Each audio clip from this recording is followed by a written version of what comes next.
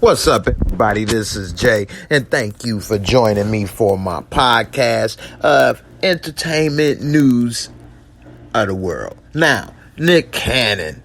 We all know who Nick Cannon is. He's built up a career as a comedian, but also as an entrepreneur. He's created TV shows, movies. He's actually done music. Nick Cannon is a talented brother. He's been through a lot. He was married to Mariah Carey for a while. It seems that Nick Cannon has had some ups and downs, and even his comedy special, he went into depth a little bit about some of that. Nevertheless, Nick Cannon has been going through some changes in life like all of us have, and he's become more spiritual in the last few years, even so much as changing the way he dressed. Now, everyone is not on the same page with him in the industry, and that's fine. But the problem that Nick Cannon came in contact with is that Nick Cannon has a podcast, and on the podcast, he got a little too real, and he was speaking a little too much about some subjects. Some of the knowledge and information he said was true. Some was not as correct. And on his podcast, he had Professor Grif. Now, for those who don't know who Professor Grif is, and you can Google or look him up on YouTube, he was a member of Public Enemy, one of the founders of Public Enemy, who was a major rap group in the 80s and 90s. They still continue to do things now. But the difference with Public Enemy is that they had good music, but it had a message. In the front man, the main rapper, was Chuck D.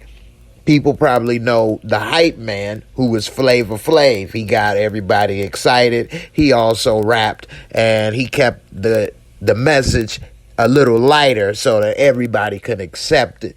And then whenever you would see them on stage or in concert, they would always have a bunch of brothers with sunglasses dressed in black with like military type movement. And they would even have a beret, a red beret. And the guy that would normally be leading that is Professor Grif. And so they had information that they was trying to wake people up with too. One of their albums was Fear of a Black Planet. It takes a nation of millions. I mean, they had a lot of good music, a lot of good songs. Even the ones that were light, like 911 is a joke, was real. Okay, so fast forward through decades of what they went through. Professor Grif, because of his views on the world, the views on the Jewish community, the views on what's happened with African American community, different things happening, whereas everybody has to use somebody else at one point to get somewhere.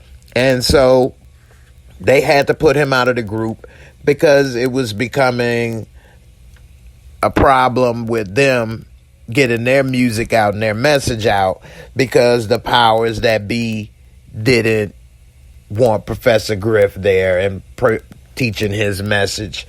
I'm summing it up. I'm trying to make this short. Of course, there's more details and things, and you can all go on YouTube and type in Professor Grif conspiracy or other things, and he's still alive. He does a lot of interviews. He speaks a lot of truth, a lot of knowledge too. So anyway, fast forward to now, he's on the podcast. Him and Nick Cannon get into what people would label conspiracies, and one of the things that they said is that was incorrect is that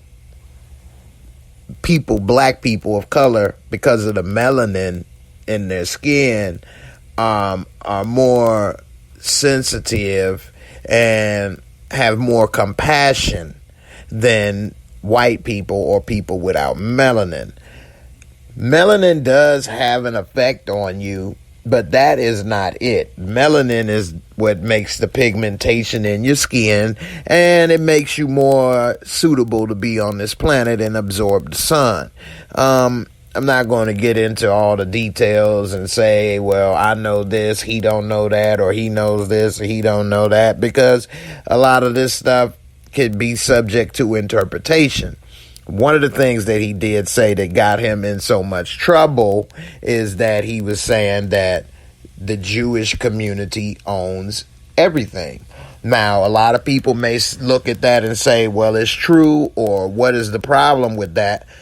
The problem with that is historically the Jewish community looks at it as every time somebody is saying they run or do everything, then they become a target and then extermination. So they don't like when people say that. And in their community, the reason why they feel they're in banking or finance or whatever is because back in the day, other communities wouldn't allow them to have other jobs, and they would only allow them to have jobs they considered dirty, sinful, money, and things of that nature.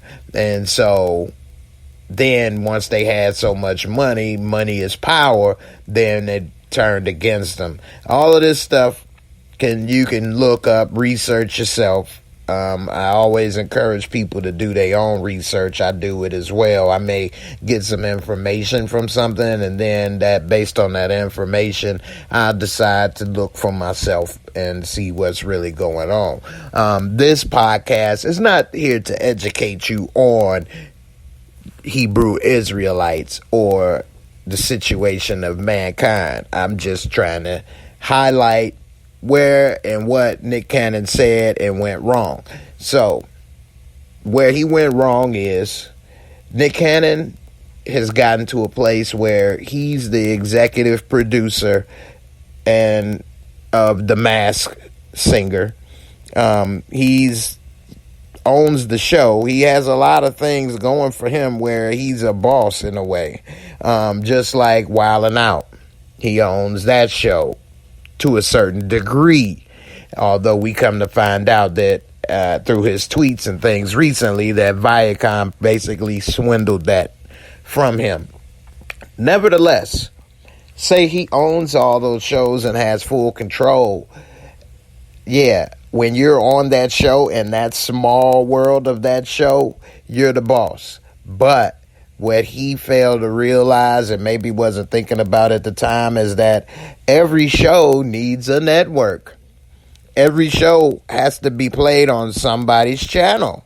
And if they decide we don't want to play your show on our channel, you could be the boss of a show that's off the air. And unfortunately, that's what's happening. He's getting a lot of backlash and getting canceled. Cancel culture is in full swing over what he said. Now, I think a lot of this may be in part because of everything happening with Black Lives Matter and everything, that it is good for them, not necessarily in a community in particular, but just the opposition of Black Lives Matter in general. It's good to have black people that are messing up and you get to smack down and get some payback on. Not saying that what he said may not deserve some type of repercussions, but I think that that's getting a little overboard. And recently, Nick Cannon posts some troubling tweets about the backlash. I'm gonna put the link in the description box to this post, but he was recently fired by Viacom CBS this week for making these anti-Semitic comments. And a lot of people say, but that's not anti-Semitic. But the reason they feel it's anti-Semitic when you say that they own everything is because when you go down that road, they see it as people turning against them and trying to exterminate them because people blame them for all the problems, because people say, well, you're in control of everything and all these problems are happening, so let's get rid of you and maybe we won't have the problems. So that's why they feel what he said was anti-Semitic. Now, He said, in a quote, "I hurt an entire community and it pained me to my core. I thought it couldn't get any worse," Cannon tweeted. "Then I watched my own community turn on me and call me a sellout for apologizing. Good night. Enjoy Earth." He's got a good point. People can't have both ways.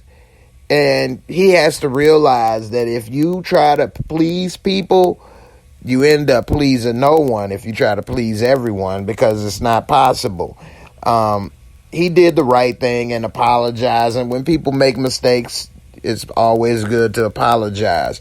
Regardless of whether he agrees with it or not, you still apologize, because maybe your intentions was not to cause pain or anger. His mind may not have changed, but his intentions were not that. Just like maybe some people may feel a certain way about the gay community. They may or may not agree with it, but if they say something and it causes somebody pain, they may not want that. They may not agree with the lifestyle or the decisions, but they don't really care. You can live your life or whatever. I'm not trying to hurt your feelings. So that's how an apology can be interpreted. They shouldn't have turned on him. He added, "Y'all can have this planet. I'm out." Now, the message marked his location as heaven. So what is he going to do? Is he going to have a breakdown? Is Nick going to commit suicide? I hope not. I hope that this is not leading to that. But a lot of times when people have a lot of success and money, the worst thing that can happen is losing it all.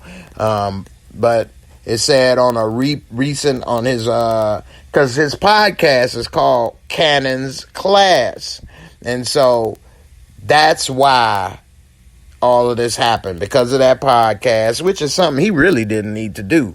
He didn't need to be doing a podcast. He has enough money. He has enough fame and shows, and doing that was unnecessary. And because of that podcast with Professor Grif, who was already targeted, they probably was looking, as soon as he said he was going to have Professor Grif on the show, I'm sure everybody of communities that don't like Professor Grif was watching to see what Nick Cannon may or may not say in order to punish him for bringing that dude on the show, because they wanted to erase Professor Grif, basically. And now some of the things that's happening is he had a new talk show that was coming out, and it's been pushed back a year now. And also, he gonna remain on The Masked Singer, though. So that is good, because he owns the show. They can't fire him for that, and the show is so popular and making so much money, they don't want to cancel the show. So they hurt in that situation, but I'm sure they're going to find a way to get him off of there, or get the show out of there, or buy the show or something. And so we'll see. But what he didn't realize is when you are the host of a TV show, you're supposed to be vanilla. You're not supposed to be controversial. You're supposed to appeal to a broad audience and be corny and vanilla and not have anything that people can be upset about. And that's not him. And if that's not him, that's fine. But you got to realize that job ain't for you, because you're going to get in trouble. He got in trouble a couple years ago and ended up leaving America's Got Talent because he did his comedy show, 1 hour stand-up comedy show, which was all right. I saw it. And one of the things he was saying was the N-word a lot. He even said NBC stands for Ninjas Be Cussing. And he was cussing a lot and saying the N-word, and they didn't appreciate that, and that's why he ended up leaving America's Got Talent. Lucky for him, he was able to find the show, The Masked Singer, overseas, bring it to the U.S., and make more money.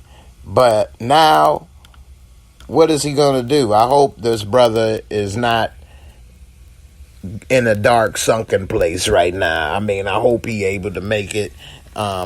People need to support the brother. People make mistakes, and to try to punish him for that mistake more and excessive than was necessary, I think would be going too far.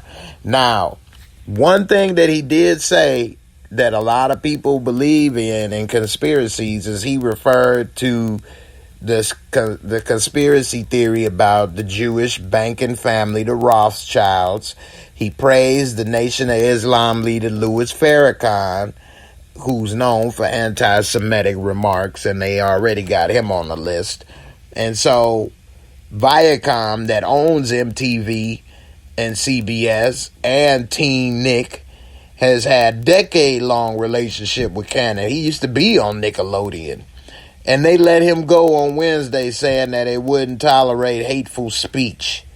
He had been the chairman of Teen Nick and hosted MTV's Wildin' Out. And just like that, boom, they just threw him away. So I'll take this note from that community. When people put up and say things against the black community, we need to have a zero tolerance, just like other communities. If they don't put up with that, and all the things that he's done for him didn't matter, then we need to do the same in our community. And when people say the wrong things, we shouldn't hold back, because other communities don't tolerate it. And it seems that we tolerate it too often and still support people when we know damn well they can care less. And I'm talking about from clothing to food, alcohol, entertainment, whatever. And I think now is the time with the awakening and the Black Lives Matter and everything. I think we need to hold all of those groups accountable, just like they hold everybody else accountable. And in the end, hopefully we can get it to be a strong community like these other communities out there. In the end, I support the brother. I think he may have got himself in a pickle, but he tried to apologize. And I mean, when people sincerely try to apologize, I think we should hear him out. That's what I think. So in the end, what do you all think? I'm interested in your comments. Was he a racist? Was he anti-Semitic? Now that I broke it down, do you see why that community may feel that way? Or does it still not matter? Everybody entitled to their own opinions. I'm interested what you think. And I'll see y'all on the next podcast. I'm going to put the link to this article in the description box. And you all take it easy. Stay safe. And I'm out.